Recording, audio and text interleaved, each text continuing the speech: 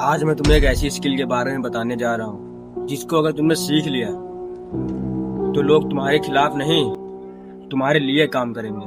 लेकिन हाँ, इसमें कुछ सावधानियां भी हैं जिनको तुम्हें ध्यान में रखकर इस लॉ को इस्तेमाल करना होगा। अगर तुमने गलतियां की इसे इस्तेमाल करने में तो लोग तुम्हारे बिहेवियर को पकड़ लेंगे और तुमसे दूर होना शुरू कर देंगे क्योंकि वो जान जाएंगे कि तुम उनसे नकली बिहेवियर कर रहे हो। तो इन तक बने रहो इस लॉ को समझने के लिए। तो मैं बात कर रहा हूँ द 48 लॉस ऑफ पावर के रूल नंबर 24 के बारे में।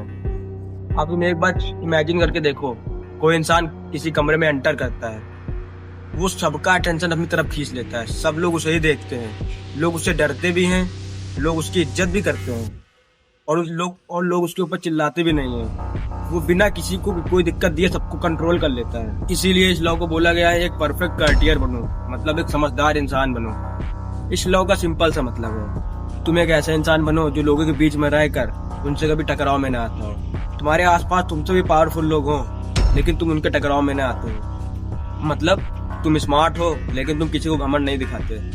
तुम कैपेबल हो, तुम बहुत ही स्ट्रांग हो, इंटेलिजेंट पर्सन हो, लेकिन तुम अपने बॉस के सामने अपनी समझदारी नहीं दिखाते। और तुम लोगों की ईगो को समझकर उनसे अपना काम निकलवा लेते हो। सीधी भाषा में पावरफुल लोगों के साथ कैसे खेलना है ये चीजें सीखो।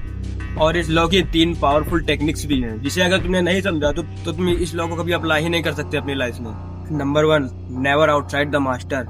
अगर तुम स्मार्ट हो, तुम बहुत इंटेलिजेंट पर्सन हो, ठीक है, अच्छी बात है, लेकिन तुम्हें ये चीज अपने बॉस के सामने कभी नहीं दिखाना है। अगर तुम अपने बॉस के सामने दिखाओगे कि तुम उससे ज्यादा स्मार्ट हो तो वो सोचेगा कि ये मुझसे ज्यादा इंटेलिजेंट पर्सन है, ये मुझे रिप्लेस कर सकता है। वो इसके मन में ये छवि बन जाएगी कि ये बंदा मुझे रिप्लेस कर सकता है। तो वो क्या करेगा, वो तुम्हें आगे बढ़ने की बजाय तुम्हें वहां गिराने की कोशिश करेगा। इसलिए स्मार्ट बनो, लेकिन स्मार्टनेस अपने बॉस के सामने कभी मत दिखाना। Number 2, respect everyone ego. अगर तुम किसी बंदे की ईगो को हर्ट करते हो, भले ही वो तुमसे छोटा है, लेकिन वो एक दिन तुमसे बदला लेने जरूर आएगा। क्योंकि इंसान का सबसे बड़ा दुश्मन उसकी ईगो होता है। अगर तुमने उसकी ईगो को हर्ट कर दिया तो वो तुम्हारा दुश्मन बन जाएगा। इसलिए तुम्हें लोगों को वैल्यूएबल देना है, तुम्हें लोगों को थोड़ी बहुत वैल्यू देना है, उनकी बातों को, उनकी राय को हमेशा वैल्यूएबल करना है। इससे वो तुम्हारे सपोर्टर बन जाएंगे। तुम कहीं भी कुछ भी करोगे तो वो तुम्हारा सपोर्ट करने तुरंत पहुंच जाएंगे। इसलिए लोगों की ईगो को समझ कर उन्हें कंट्रोल करना सीखो। Number 3, B mysterious. परफेक्ट आदमी कभी भी अपनी सारी बातें रिवील नहीं करता। वो थोड़ा बताता है ताकि लोग उसको अटेंशन दें, लोग उसके पीछे आए, लोग दोबारा उससे बात करें।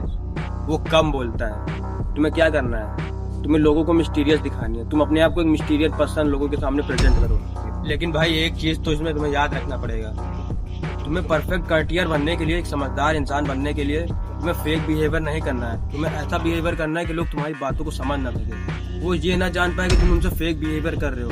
अगर उनको ये पता चला तो वो तुरंत तुमसे दूर होना शुरू कर देंगे। क्योंकि अगर तुम सिर्फ चापलूसी करोगे तो लोग तुम्हारी बातों को समझ जाएंगे। इसलिए तुम्हें बैलेंस बनाकर इस लोग को अप्लाई करना होगा। तुम्हें रिस्पेक्ट भी देनी है, तुम्हें इंटेलिजेंट भी बनना है, तुम्हें स्ट्रेटेजी भी लगानी है, लेकिन हद में। लोगों को हद में रिस्पेक्ट देनी है। अपने से ज्यादा किसी को तुमको रिस्पेक्ट नहीं देनी है। तुम्हें खुद पे फोकस करना है।